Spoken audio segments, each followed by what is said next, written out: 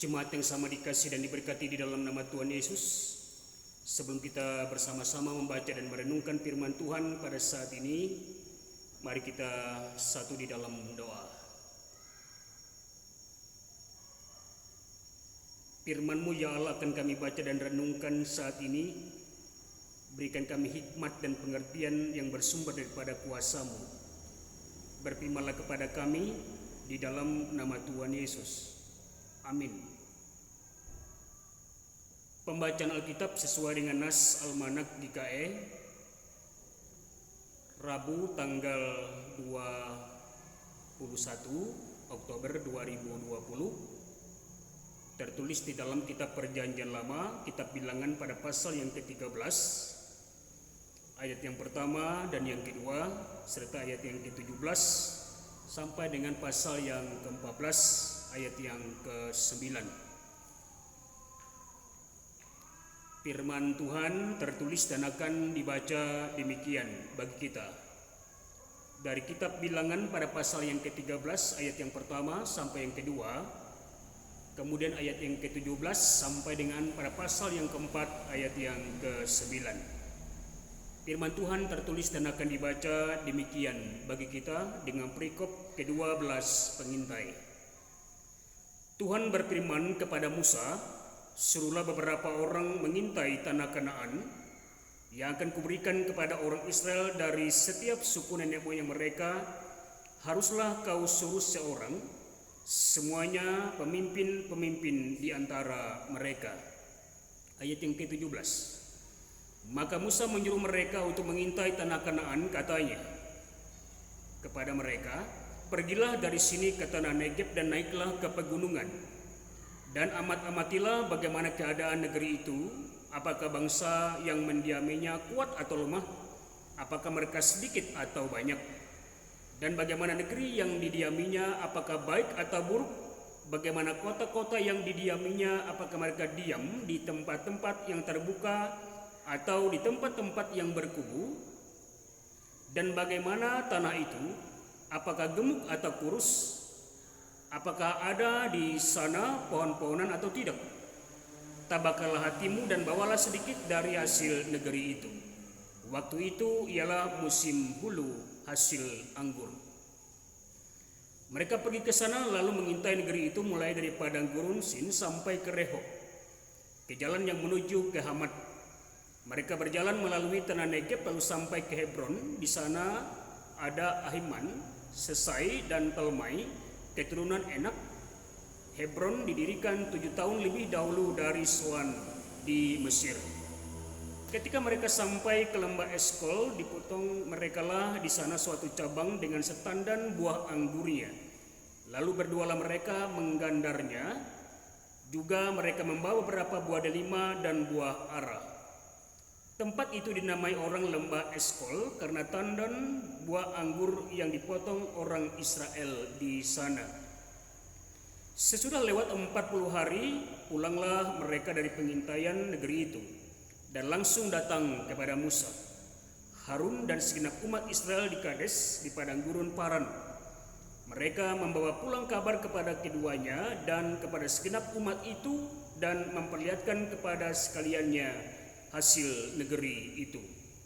Mereka menceritakan kepadanya, kami sudah masuk ke negeri kemana kau suruh kami, dan memang negeri itu berlimpah-limpah susu dan madunya.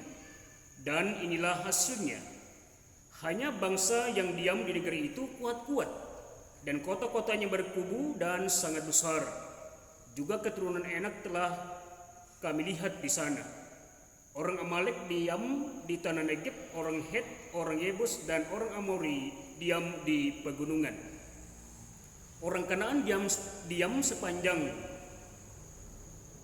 laut dan sepanjang tepi sungai Yordan.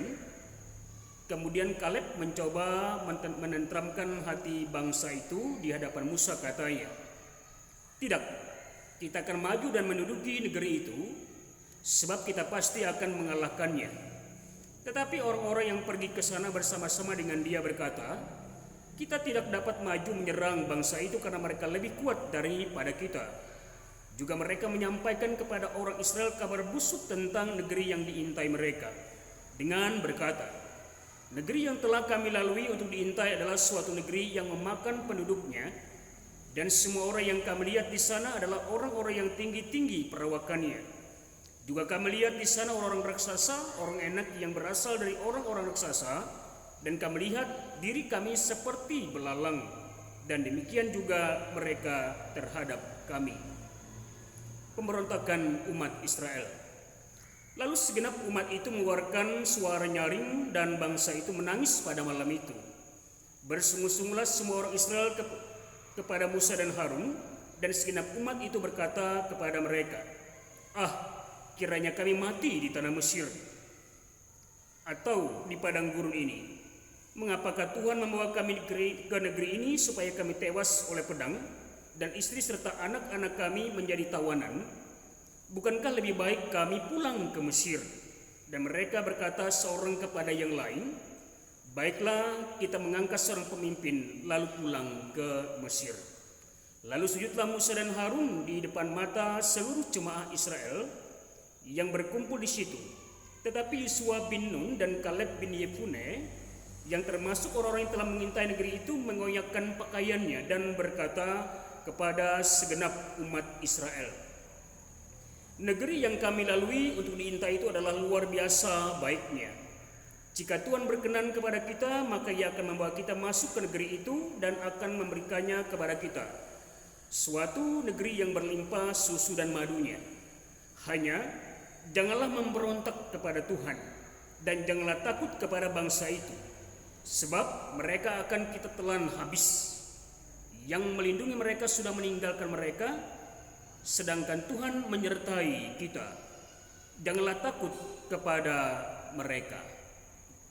Demikian pembacaan firman Tuhan. Yang berbahagia adalah kita semua yang telah mendengarkan firman ini dan mampu menjadi bahagian di dalam pelaku firman Allah yang hidup. Amin.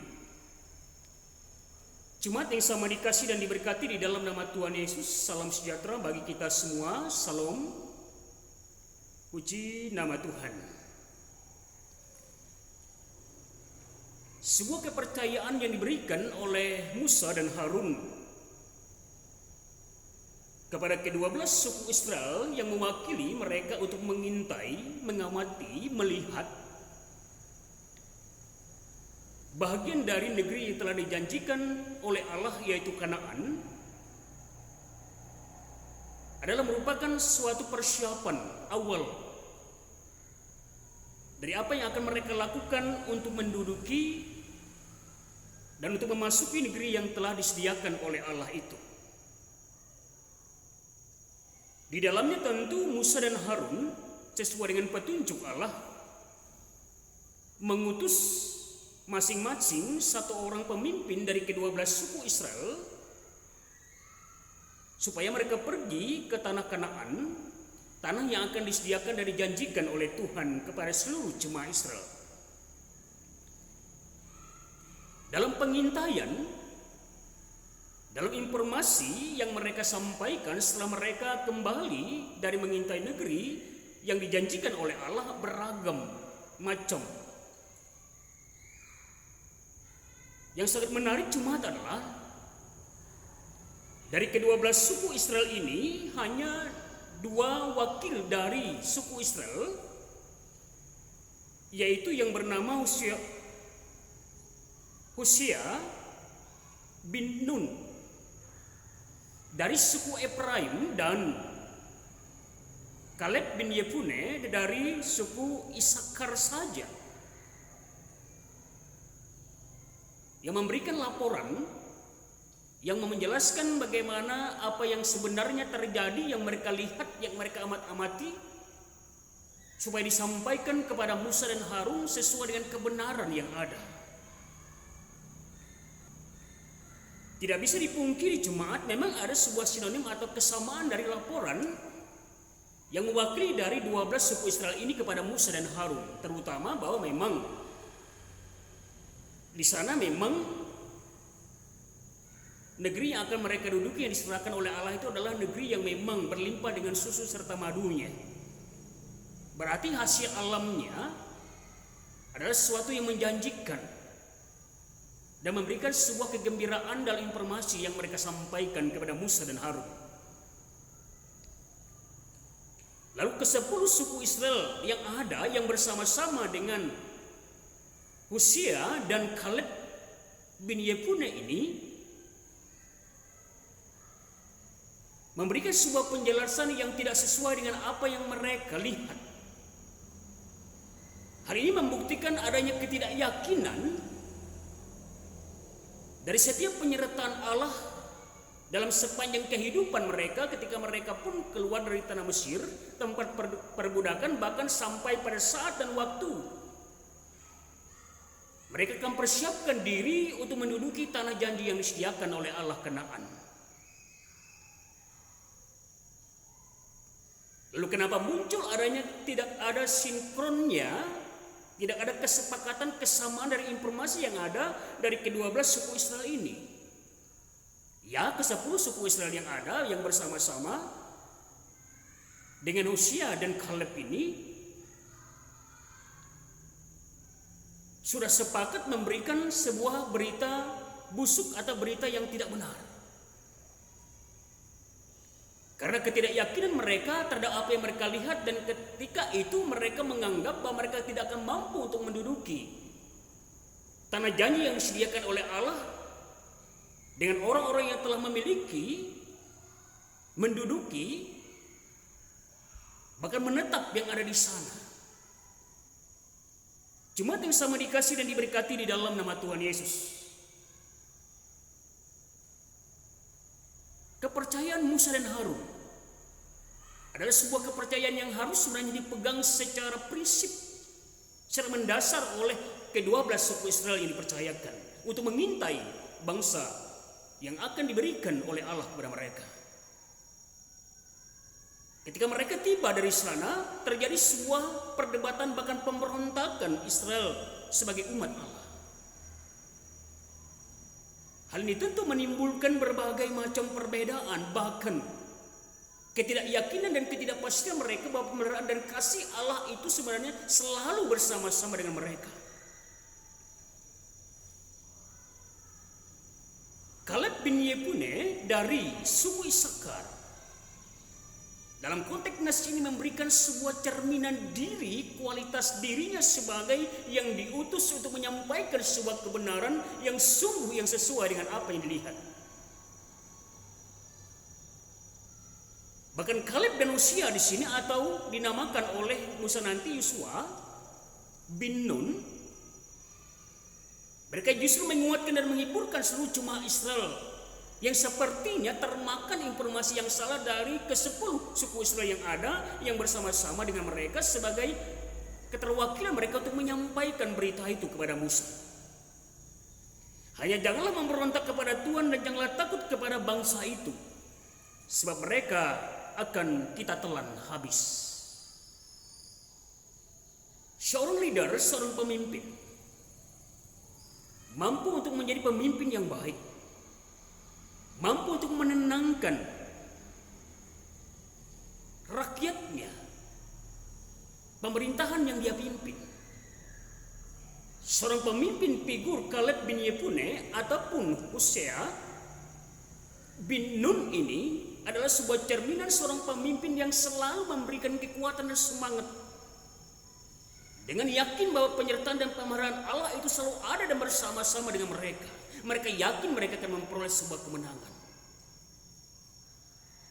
Disinilah sebenarnya kunci dari teladan seorang pemimpin Kaleb bin Yefune dan Hosea bin Nun ini. Mereka tetap selalu berpatokan pada sebuah tindakan dan kebenaran dari apa yang mereka lihat, dari apa yang mereka amati, dari apa yang mereka cermati. Ini dipercayakan oleh Musa dan Harun untuk mengintai negeri yang akan disediakan oleh Allah. Jemaat yang sama dikasih dan diberkati di dalam nama Tuhan Yesus. Melalui firman Tuhan kepada kita pada saat ini, Allah menghendaki, Allah menginginkan adanya sebuah loyalitas, kesetiaan dan tanggung jawab kita untuk menyampaikan setiap kebenaran sesuai dengan apa yang ada. Allah menginginkan kehidupan kita dalam setiap hal supaya mampu untuk menjadi pemimpin yang baik. Pemimpin yang selalu memberikan kekuatan, mengayomi teladan yang baik, bahkan memberikan semangat dalam setiap hal atas apa yang berlangsung dalam kepercayaan yang diberikan oleh Allah pun dalam kehidupan yang diberikan dan dipercayakan oleh setiap orang yang mempercayakan semuanya kepada kita untuk kita lakukan dengan sebaik-baiknya. Oleh firman Tuhan kepada kita pada saat ini Jumat, pemeliharaan dan tuntunan Allah selalu menjadi bagian yang ada yang akan memampukan hidup kita ini untuk menjalani setiap waktu-waktu dengan tetap selalu berpengharapan, dengan tetap selalu memiliki semangat, tekad dan kemauan dalam menyampaikan, memberitakan setiap hal yang baik dalam kehendak Allah, dalam melakukan setiap tugas dan tanggung jawab kita sesuai dengan kemampuan dan kebenaran yang ada yang dipercayakan kepada kita kemanapun kita dipercayakan untuk melakukan setiap tugas dan panggilan itu. Tuhan Yesus memberkati Jumat. Amin. Kita berdoa. Terima kasih ya Allah atas firman-Mu bagi kami saat ini. Terpuji nama-Mu yang kudus. Dalam pemarahan dan kasih-Mu ya Allah, kami memohon kuasa dan hikmat-Mu, sehingga kehidupan kami seluruh jemaat-Mu tetap mengandalkan Tuhan dalam setiap rencana, waktu, dan hal yang boleh kami tekuni dan jalani dalam perjalanan kehidupan kami ya Allah. Berkati kami seluruh jemaat-Mu di sini ya Tuhan, dalam setiap pribadi, keluarga maupun dalam persekutuan kami. Arahkanlah hati dan hidup kami ya Tuhan untuk memiliki semangat, kemauan, tekad, dan kesungguhan untuk selalu mendengarkan suara Tuhan dalam kehidupan kami. Lawat jemaat kami ya Tuhan dalam keadaan sakit, baik ada di rumah ataupun di rumah sakit. Pulihkan ya Tuhan akan kondisi orang tua kekasih kami, Pak Sutasno dalam proses pengobatan. Itakte ya Tuhan dalam usia yang sudah lanjut, kami percaya jamahan sentuhan kasih pemerahan-Mu ya Allah tetap selalu ada dan memberkati kehidupan mereka. Lawat jemaat kami ya Tuhan yang saat ini dalam pergumulan, bila penyertaan dan pemeliharaan kasih-Mu ya Allah tetap selalu menopang dan menuntun serta memberikan ketenangan dalam hidup mereka, khususnya dalam masa-masa keadaan, situasi dan kondisi pandemi COVID-19 ini ya Allah. Ketika ada jemaat kami ya Tuhan yang saat ini mengalami ada banyak pergumulan ya Tuhan, lawat mereka semua dengan sentuhan kasih-Mu, berikan mereka ketenangan dan kesabaran ya Allah. Bila mereka melewati menjalani setiap proses yang ada dan tetap ketekunan dalam tetap selalu bertekun di dalam Engkau. Dan kami percaya mereka akan dihindari dari segala hal-hal yang tidak diinginkan, khususnya dihindari dari terpaparnya virus corona ini ya Tuhan. Kami percaya penyertaan dan pemeliharaan Tuhan tetap selalu menjaga, memelihara mereka, sehingga mereka tetap selalu berpengharapan hanya kepada-Mu ya Allah. Inilah kehidupan kami jemaat Tuhan di sini. Dalam kuat dan sehat kami ya Tuhan, kami percaya semuanya dalam pemeliharaan dan kasih-Mu. Terima kasih Bapa di surga, terpuji nama-Mu yang kudus, ampuni dosa dan salah kami. Hanya di dalam nama Tuhan Yesus yang telah mengajarkan kami bersama-sama berdoa. Bapa kami yang ada di surga, dikuduskanlah nama-Mu. Datanglah kerajaan-Mu, jadilah kehendak-Mu di bumi seperti di surga. Berikanlah kami pada hari ini makanan kami yang secukupnya, dan ampunilah kami akan kesalahan kami, seperti kami juga mengampuni orang yang bersalah kepada kami. Janganlah bawa kami ke dalam pencobaan, tetapi lepaskanlah kami daripada yang jahat. Karena Engkaulah yang mempunyai kerajaan, kuasa dan kemuliaan sampai selama-lamanya. Amin.